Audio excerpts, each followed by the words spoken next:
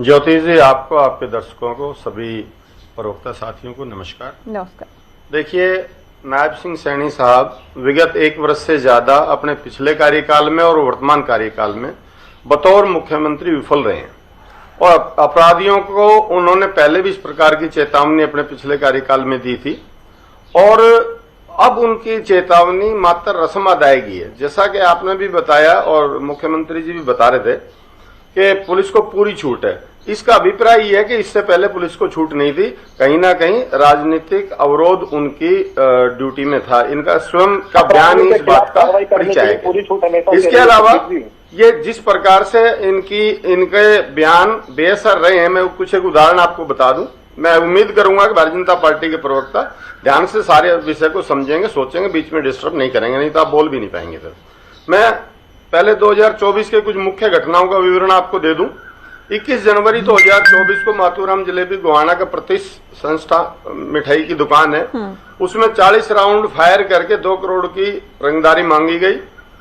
इसके अलावा 1 मार्च 2024 को इनेलो के प्रदेश अध्यक्ष नफे सिंह राठी जी की गोलियों से भूनकर हत्या हुई और उसी दिन आपके लाखन माजरा में गुड़गांव के एक व्यापारी को रंगदारी के हिसाब से जिस तरह से लाखन माजरा में गोली मारी गई।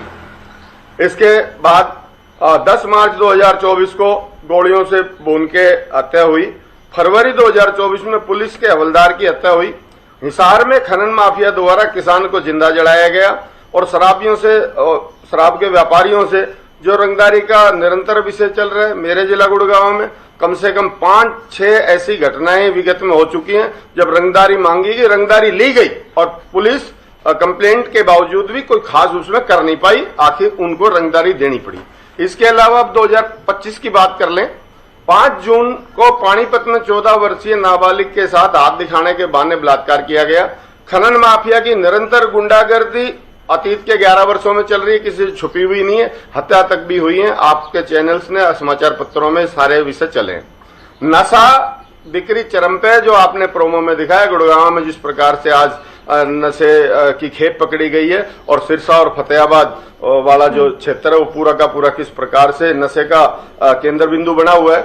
इसके अलावा वो चाहे विषय कुछ भी हो, लेकिन हिमानी नरवाल की हत्या हुई। हत्या किस भी प्रसंग में हुई हो, बात वो नहीं है। बात यह है कि डेड बॉडी का ट्रांसपोर्टेशन उस मामले में हुआ और उसके साथ साथ जो अभी विगत के 4 दिन पहले की घटना है, जो शीतल मॉडल थी, हरियाणवी मॉडल, उसकी हत्या हुई और उसकी भी बॉडी दूसरी जगह ले जाएगी। निश्चित तौर पे पुलिस अपना जो कार्य था उसमें विफल है। इसके अलावा आज हरियाणा प्रदेश में अपराधियों के हौसले बुलंद है। प्रदेश निरंतर जंगल राज की तरफ अग्रसर है। जो इसके मैंने आपको उदाहरण बताए।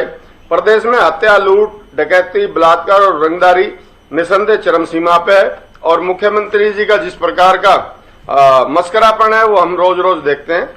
मैंने बताया आपको, ये जो अपराध के आंकड़े बताए हैं, इनके अनुसार मैं कह सकता हूं आज स्कूलों में छात्र छात्राएं सुरक्षित नहीं है, अस्पतालों में डॉक्टर और स्टाफ सुरक्षित नहीं है, दफ्तर में कर्मचारी सुरक्षित नहीं है, बाजार में व्यापारी सुरक्षित नहीं है, सड़कों पर राहगीर कोई भी आज सुरक्षित नहीं है। इसके अलावा जिस प्रकार से मैं कहना चाहूंगा, जो शक्ति दिखाएं, अच्छी बात है, पुलिस को छूट होनी चाहिए। पुलिस एक संवैधानिक संस्था है, उनके अपने नियम कायदे कानून है, लेकिन इनका खुद के ही बयान के अनुसार कहीं ना कहीं प्रतिरोध था। जो चलो कह रहे हैं कि छूट दे दी तो हम उसका स्वागत करते हैं। ठीक है। आज विषय ये है कि हमें कानून व्यवस्था में सुधार के लिए समग्र दृष्टिकोण अपनाना चाहिए। केवल शक्ति से काम नहीं चलेगा। अपराध और अपराधियों की रोकथाम के लिए सामाजिक आर्थिक कारणों को देखना भी आज समय की मांग है। हरियाणा प्रदेश में जो राष्ट्रीय औसत है उससे ज्यादा 6.1% बेरोजगारी राष्ट्रीय औसत से ज्यादा है। शिक्षा और कौशल विकास में बेरोजगारी को कम किया जा सकता है, उसकी तरफ उचित ध्यान दिया जाना चाहिए। प्रशिक्षण, अनुसंधान और कह रहे हैं कि ठीक है, क्राइम पर तो प्रहार नहीं, क्राइम के पीछे जो कारण है उस पर भी वार किया जाए। नहीं, मैं ज्योति जी, मैं कुछ नहीं, मैं कुछ सुधार आपके माध्यम से बताना चाहता हूं, सरकार को बताना चाहता हूं। भारतीय जनता पार्टी के प्रवक्ता को नोट करके उन सुधारों पे ध्यान देना चाहिए। मेरा अपना अनुभव है, मैं अपने अनुभव के आधार पे बता रहा हूं आपको, आप मुझे कंप्लीट करने दें। शिक्षा और कौशल विकास में कौशल विकास से बेरोजगारी को कम किया जा सकता है और बेरोजगारी कम होगी तो निश्चित तौर पर अपराध की दर में कमी आएगी। ठीक है। और जिस